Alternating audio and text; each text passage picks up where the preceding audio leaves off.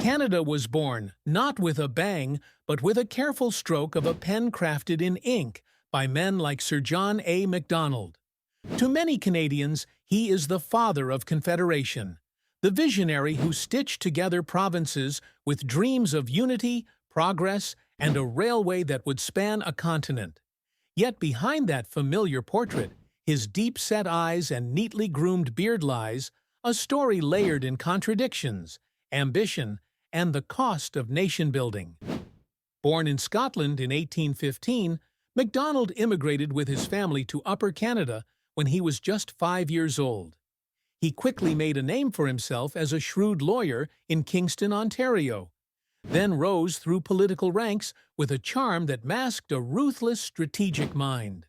In 1867, Macdonald achieved what many thought impossible.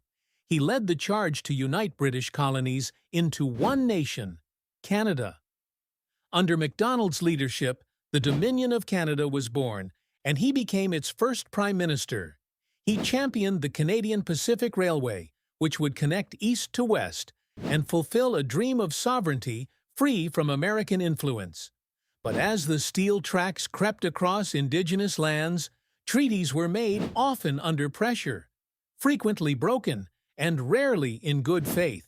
And in their shadow, entire communities were displaced. Macdonald's legacy was already forming in those early years, carved from determination and deeply tied to the shape of the country. But so too were the first cracks. The policies that built a nation were also steeped in colonialism, paternalism, and deep prejudice, especially toward Indigenous peoples, Chinese immigrants, and other marginalized groups.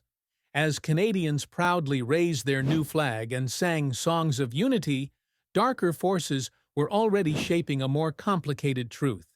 And, as the pages of history turn, we begin to ask a difficult question.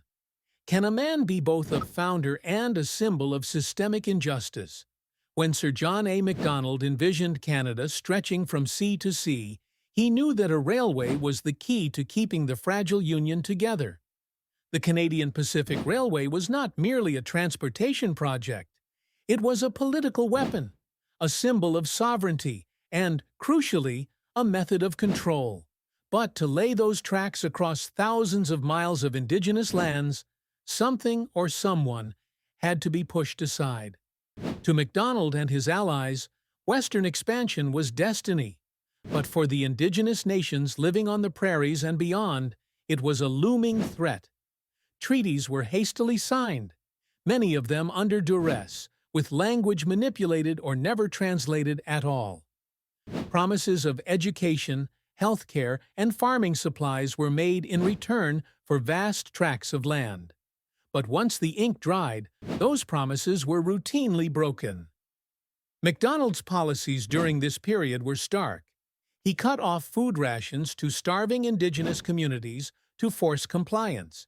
"We are doing all we can by refusing food until the Indians are on the verge of starvation to reduce the expense," he once told Parliament.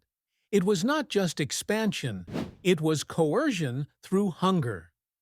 Meanwhile, the railway project itself was being constructed on the backs of thousands of Chinese laborers, paid less than their white counterparts, forced to work in treacherous mountain conditions, and dying in the hundreds. Their contributions were essential, yet largely erased. When the railway was completed in 1885, Macdonald celebrated. But soon after, he introduced the Chinese head tax, a racist policy designed to deter further Asian immigration. It was the first legislation of its kind in Canada, and marked the beginning of decades of institutional discrimination against Asian communities. Macdonald's dream of expansion came true. The Dominion now reached the Pacific, but it came at the cost of countless lives, the displacement of nations, and the hardwiring of racial hierarchies into Canada's foundations. As Macdonald's power grew, so did resistance. A storm was brewing on the prairies, one that would challenge not only his leadership, but the very soul of the country he helped forge. By 1885, tensions on the prairies had reached a breaking point. Métis communities, led by the charismatic and complex figure Louis Riel, had grown increasingly desperate. Their lands were being taken, their rights ignored, and their culture pushed to the margins by a government that viewed expansion as progress and indigenous resistance as rebellion. For many, Louis Riel was a prophet, a statesman, and a defender of a fading way of life. For Macdonald, he was a threat to the very order he was building. The Northwest Rebellion, or resistance, depending on who tells the story, was the flashpoint. The Métis, alongside some Cree and other First Nations allies, rose up to demand recognition of their land claims and political rights. It wasn't a war for conquest. It was a desperate call to be heard. But Macdonald's government responded with military force.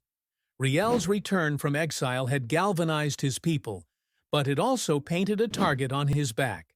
His spiritual fervor, he believed he was divinely chosen, disturbed even some of his supporters.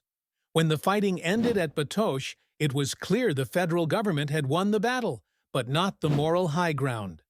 Hundreds had died, and Riel was captured, tried, and found guilty of treason. The trial was a spectacle. Macdonald, despite immense pressure from French Canadians and human rights advocates, refused to commute the sentence.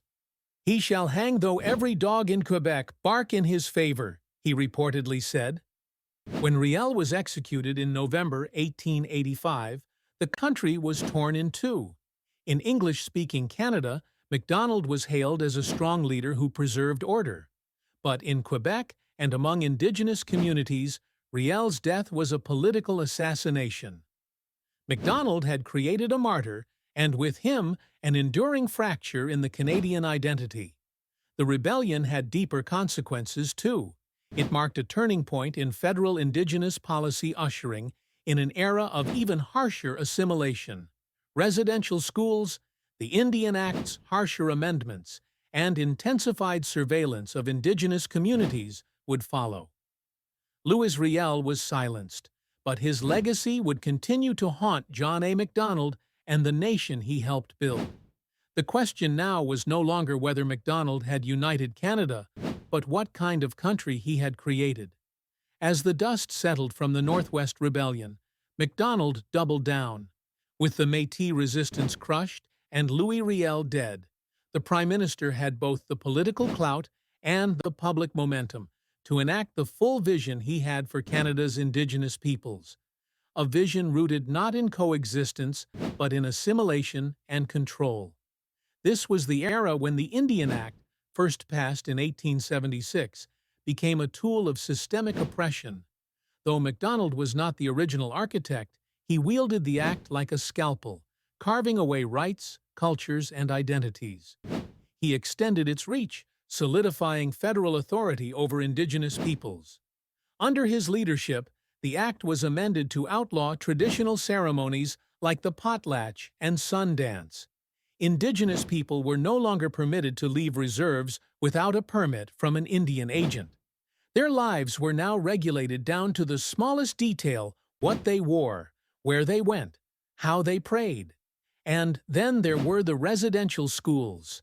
In 1883, Macdonald authorized the creation of the first federally funded, church-run industrial schools for Indigenous children.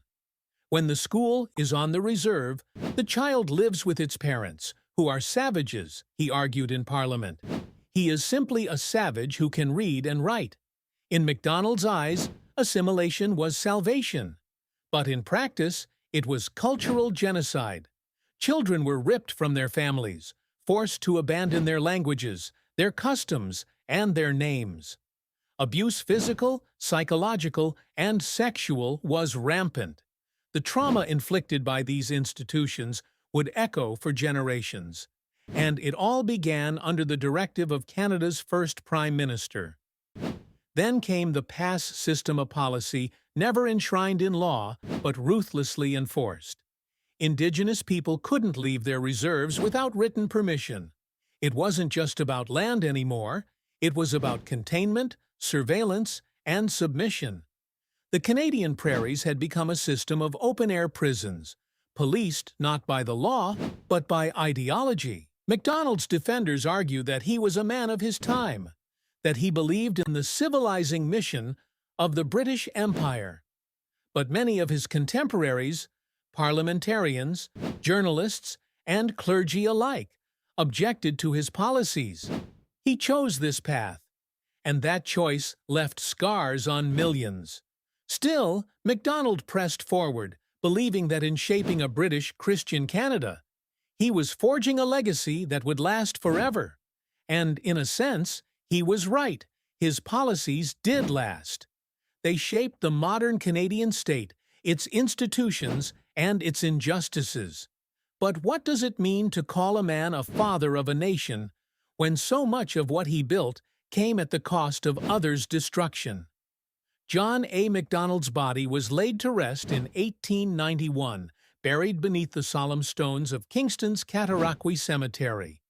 But over a century later, his shadow still stretches across the Canadian landscape. Not just in the bronze statues that once stood in city centers, but in the wounds his policies inflicted and the narratives they helped shape. For generations, MacDonald was lionized in textbooks and town squares alike. His name graced highways, schools, and stamps. To many, he was the man who made Canada a country, a visionary who bridged colonial rivalries and laid the tracks of a transcontinental dream. But as the 21st century dawned, the pedestal began to crack. Voices that had long been silenced, Indigenous elders, scholars, survivors of residential schools, began to speak louder. Their stories brought new scrutiny to old myths. In cities like Victoria, Halifax, and Montreal, activists called for the removal of MacDonald's statues. These weren't acts of erasure, they argued, but of correction, an invitation to tell the full truth of Canada's past, not just the parts cast in granite and gold. The debates that followed were fierce. Critics accused activists of rewriting history, while defenders insisted that honoring MacDonald without acknowledging his harms was the real distortion. Prime ministers and pundits weighed in. Some urged balance, others called for bravery. In 2015, Canada's Truth and Reconciliation Commission released its final report. It called the residential school system a cultural genocide. It placed MacDonald's policies under a harsh and unforgiving light, and it issued 94 calls to action guidelines for building a more just and honest country. But progress has been slow, and memory remains contested ground. Today, JohnAMacdonald's legacy exists in tension.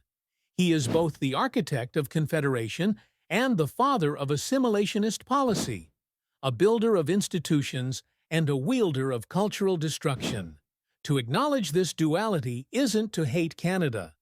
It's to love it enough to demand better. Because nations, like people, are not just born. They are built, deconstructed, and rebuilt through dialogue and accountability. The question now is not whether Canada should forget MacDonald, but whether it is ready to remember him fully. So, is JohnAMacdonald a founding father or a controversial legacy? The answer is yes to both. And in that uneasy truth lies the potential for healing, for growth, and for a country finally willing to face its history, not to glorify it, but to learn from it. Because history isn't just what we inherit. It's what we choose to carry forward, and what we dare to leave behind.